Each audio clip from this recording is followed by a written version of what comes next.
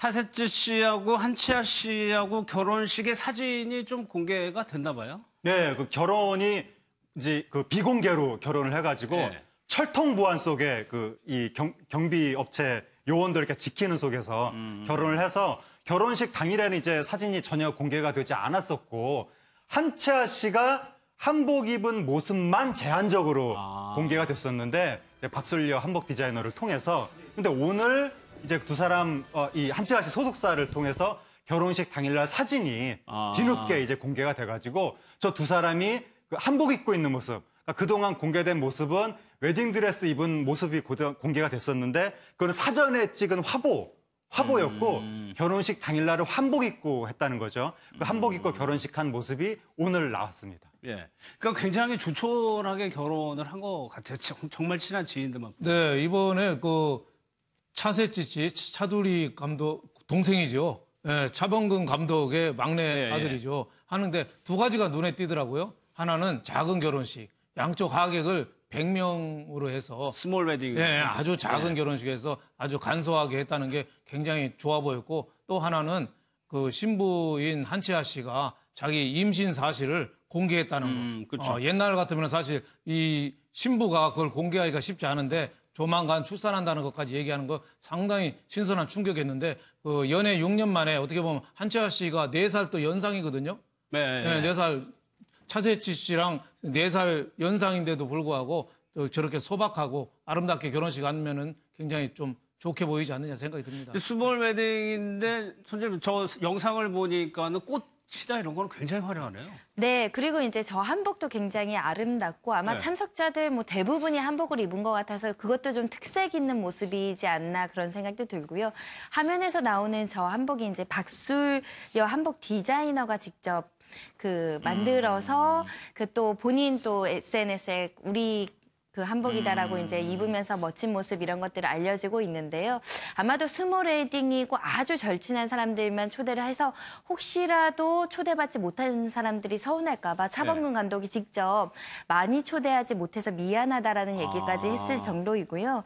그날 사회는 그 차범근 감독하고 같이 축구를 중계했었죠. 그 배성재 아나운서가 사회를 맡고 그리고 이제 그 축가도 윤종신 씨가 불렀는데 이 지금 한채아 씨 소속사 대표님이 윤종신 씨입니다. 그래서 이렇게 축가 사회 그리고 친한 그리고 이민정 배우랑 굉장히 절친으로 알려져 있는데 이민정 씨 뭐 여러 배우들 참석해서 이 결혼식을 축하해 줬습니다. 그럼 워낙 이제 손님을 적게 받다 보니까 간 사람 원래 이런 연예인 결혼식에 누가 갔느냐가 굉장히 궁금하잖아요. 네, 거의 뭐 칸 영화제 레드카펫에 준하는 정도로 앞에 뭐 이렇게 뭐 촬영할 수 있게 그 뭐 단상도 꾸미고 한 명 한 명 다 촬영하면서 들어가고 그런 모습을 많이 봤었는데 최근에는 비공개다 뭐 스몰 웨딩이다 이러면서 연예인도 정말 최소한으로 초대한다든지 아예 초대도 안 하고 정말 뭐 친지분들만 딱 모여가지고 한다든지 이런 경우가 있었는데 요번에 이제 그 차세치 씨, 한치아 씨 같은 경우에는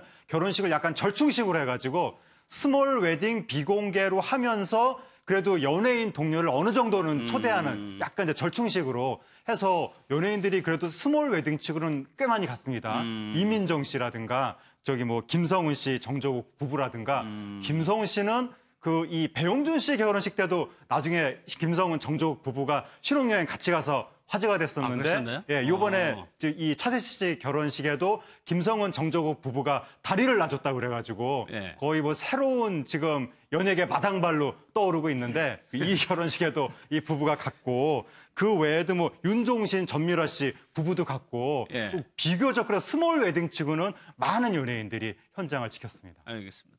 다음 인물이 이제 임원희 씨 코믹 연기를 아주 맛깔나게 하는 분인데 이분이 결혼 한번 했었나 봐요. 네, 이게 이제 많이 알려지지 않았는데 임원희 씨가 요번에 이제 TV 프로그램에 등장해서 내가 한번 갔다 왔다.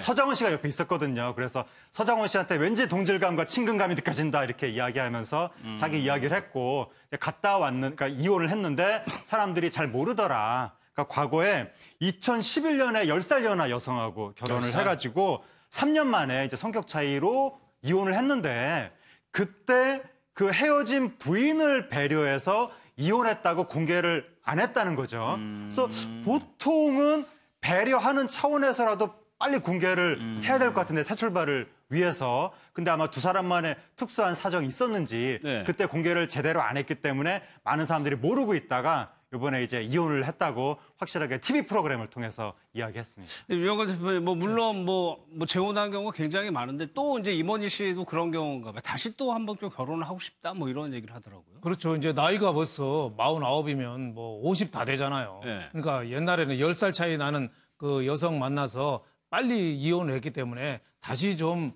그 제2의 삶을 좀 꿈꾸는 싶은 생각 그런 것도 있겠고 이제 또 50이 다 됐으면은 또 2세에 대한 특히 오늘이 어버이날 같은 날 같으면은 누군가는 좀 카네이션을 좀 꼽아주고 기다리는 마음 그런 것도 좀 있지 않겠습니까? 그리고 임원희 씨도 얘기하는데 자기가 약간의 우울증이 있대요. 그래서 많이 나가서 걸음은 좀 났고 하루에 TV 다큐멘터리 보면서 막걸리를 3통씩 먹는데요. 막걸리 3통이면은 저는 한 병 반 정도 먹는데 매일 3병을 먹는다니까 굉장히 주량도 센 거죠. 근데 이제 막걸리가 다른 것보다는 조금 그래도 알코올 중독 위험은 좀 적거든요. 좀 독한 술 먹던 언론 선배들도 빨리 가는 순서가 독주 좋아하는 순서대로 가거든요. 그래서 막걸리 좋아하던 사람들은 아직까지도 건강해. 도수가 워낙 6도밖에 안 돼서 하는데 그래도 지금 나이 한 50대고 혼자 막걸리를 매일 3병씩 먹을 정도면은 누군가는 좀 감시 감독해주고 옆에 있을 배우자가 좀 필요할 때가 아닌가 싶습니다. 예.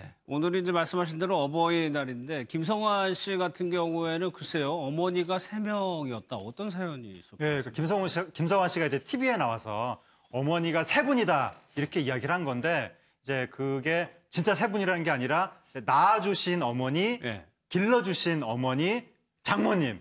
이렇게 해서 3분이다 하고 약간 이제 농담 비슷하게 이야기를 한 거고, 그러니까 김성환 씨가 그 낳아주신 어머니가 8남매를 낳으신 거예요. 그리고 나서 이제 체력 소모가 많았잖아요. 그 8남매를 낳았으니까 병환을 얻었는데 40대 초반에 8남매를 낳고 나서 아기까지, 그러니까 막내로 내려갔으면 완전히 아기겠죠. 아기가 있는 상태에서 돌아가셨다는 거죠. 그러니까 김성환 씨 말로는 요즘 같았으면 아마 안 돌아가셨을 것이다. 의학적으로 많이 발전해서. 옛날에는 그런 걸 치료를 제대로 못했기 때문에 그때 이제 갑자기 돌아가셨고 8남매를 이제 키워야 되는 상황이니까 그때 이제 새어머니가 들어오셔서 굉장히 고생을 하셨다. 그리고 김성환 씨가 8남매 장남이랍니다. 그러니까 김성환 씨도 아마 옛날에 장남이 거의 동생들 많이 챙겼으니까 요즘도 그렇고 그러니까 아마 김성환 씨도 새어머니와 더불어서 굉장히 아마 힘들게 한 세상을 헤쳐온 것 같습니다. 그러니까 손정임 씨 아니라 다를까 8남매 장남에게 시집을 보내기 마음은 또 힘들잖아요. 그래서 사실은 그 아내랑 결혼했을 때 굉장히 어려웠다는 거예요. 왜냐하면 처음에 아내한테도 3남매라고 거짓말을 했다고 합니다. 왜냐하면 8남매라고 하면 아내도 놀라고 부담스러울까 봐요. 그래서 처갓집에 인사드리러 갔을 때 8남매라고 밝혔더니 그 처갓집에서 엄청나게 반대를 했다는 거죠. 왜냐하면은 8남매에다가 그 시절만 하더라도 그렇게 유명하거나 돈을 잘 벌지도 않은 무명 배우였기 때문에 좀 어르신들이 좀 걱정이 많았던 것 같은데 그 장인이 경찰 출신인데 이렇게 질문을 하셨다는 거예요. 너 이순재만큼 성공할 수 있겠느냐. 그래서 이제 그 당시에는 하늘 같은 선배님이었지만 제가 이순재 씨만큼이나 성공할 수 있습니다라고 얘기를 했고 내가 빠지는 게 뭐가 있느냐라고 해서 결혼 허락을 받았다고 하고요.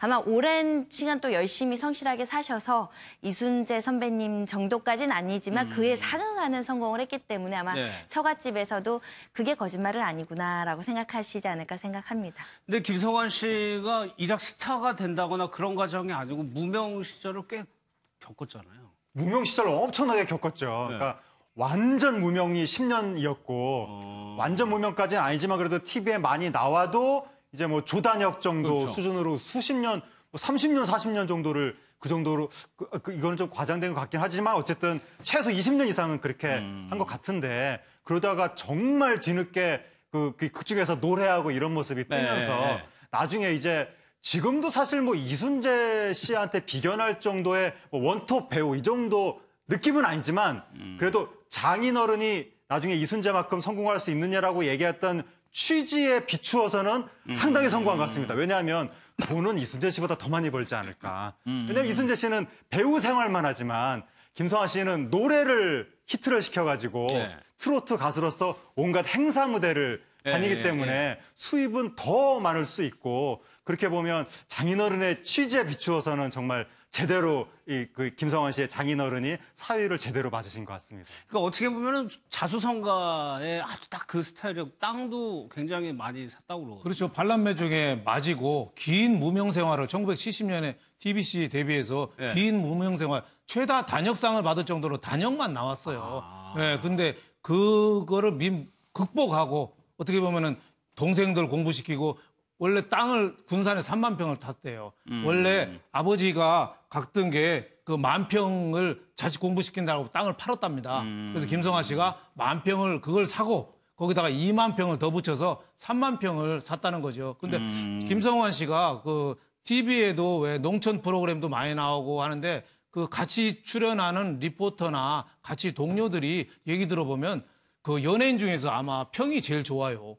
굉장히 사람이 좋답니다. 저는 뭐 직접적으로 뭐 화면으로만 봤으면 그 같이 일하는 사람들이 입에 침을 마르게 칭찬할 정도로 아주 인품이 굉장히 좋으신 분이고 주위 사람들한테 항상 배려를 좀 많이 하는 그런 식의 삶을 사는 게 자기가 고생을 많이 했기 때문에 예. 자기 밑에 있는 이런 사람들도 많이 배려해 준다 이렇게 얘기합니다. 예. 또 한 명이 이제 신동엽 씨인데 어머니가 이제 암투병을 했을 때 그러니까 막 데뷔를 했을 때 그랬던 거. 네, 그러니까 이제 신동엽 씨 어머니가 굉장히 마음고생을 했다는 거죠. 그러니까 신동엽 씨 형이 어렸을 때 큰 병을 앓아가지고 청력을 잃어서 듣지 못하고 이제 말도 못하는 그렇게 됐는데 어머니가 자책을 하면 옛날도 요즘도 그렇지만 자식이 아프면 엄마가 자책을 하는 경우가 있잖아요. 그래서 네. 자책을 하시면서 굉장히 막 힘들게 사시다가 결국 그 스트레스로 인해서 신동엽 씨가 데뷔해서 스타가 되자마자 바로 그 해에 어머니가 암 선고를 받은 거죠. 데뷔한 해. 바로 그 해. 그래서 신동엽 씨가 개그맨으로 잘 되는 거 보지도 못하고 그렇게 됐는데 신동엽 씨는 데뷔하자마자 이름은 알렸거든요. 그때 뭐 안녕하시렵니까? 이걸로 네. 이름은 알렸지만 그때 이제 뭐 수입이 많은 상황은 아니었고 한 달에 수입이 한 30만 원 정도밖에 안 되는데 어머니 이제 그 이 수술비, 이 치료비 이걸 마련할 수가 없는 상황이었는데 이성미 씨가 주동이 돼서 그때 개그맨 선배들한테 모금을 해가지고 수백만 원 되는 수술비를 그때 지원을 해줬다고. 그래서 신동엽 씨가 그 은혜를 평생 못 잊는다고 그 얘기를 얼마 전에 했습니다. 그러니까 유영걸 대표 이렇게 나중에는 대한민국의 최정상의 개그맨이 되는데 그걸 못 보고 가신 거 아니에요? 어머니? 그렇죠. 그러니까 오늘이 뭐 어머니 날이긴 합니다만은 네. 50대 중반에 아들이 그때 뭐 병원비도 제대로 뭘 해서 이성미 씨가 선배들한테 돈 빌려줘서 그 입원을 할 정도로 고생을 하시고 50대 중반에 돌아가셨다는 거 아니에요. 그러니까 네. 신동엽 씨가 지금은 우리나라의 뭐 가장 큰 스타가 돼서 뭐 화면을 좌지우지하고 있지만은 그런 뭐 아픔이 있는 거죠. 그래서 여러 자리에서도 자기 어머니 얘기를 많이 한답니다. 내가 데뷔할 때 잠깐만 보고 병원에서 처음에 간암을 입원할 때도 6인실 병실에서 그 다른 사람들이 채널 다 다른 거 보고 싶어 할 때 아들 나오는 거 채널 좀 보자 해서 양해 없고서 아들 나오면 그 잠깐씩 보고 그랬겠죠. 그런 어머니가 지금 안 계시다고 생각하니까 어머니 돌아가신 다음에 신동엽 씨가 지금은 가슴 하나에 구멍 하나가 크게 나 있는 거죠. 뭐 따지고 뭐 나이가 이제 50도 안 됐기 때문에 예. 그런 아픔이나 아쉬움이 더 크고 또 형이 또 청각 장애인으로서 또 같이 그때 고생을 좀 많이 했잖아요. 예. 그런 또 아픔도 있지 않나 싶습니다. 그러니까 신동엽 씨가 얘기할 때 손을 많이 쓴다는 게 이제 형 때문에 그렇다는 거죠? 네, 그 형의 상처를 온 집안 식구들이 같이 이제 나눠지고 평생을 산 거죠. 예. 신동엽 씨는 어렸을 때부터 수화를 배워가지고 그래서 자기도 모르게 말할 때 손을 많이 움직이게 됐고 신동엽 씨 누나는 그 이 특수학교 그쪽으로 이제 전공을 정했고 신동엽 씨 아버지는 또 일반 초등학교 교사였는데 그 농아학교 쪽으로 학교를 옮겼고 그런 식으로 온 식구가 이제 형을 위해서 예. 그리고 이제 어머니는 가슴앓이를 굉장히 많이 한 것 같고 그리고 형이 음악 프로그램을 이해를 못 하잖아요. 안 들리니까. 그래서 그런 프로그램도 온 식구가 보지 않을 정도로 굉장히 마음고생을 하면서 살았던 것 같습니다. 알겠습니다. 오늘 내용은 여기까지입니다. 마무리하겠습니다.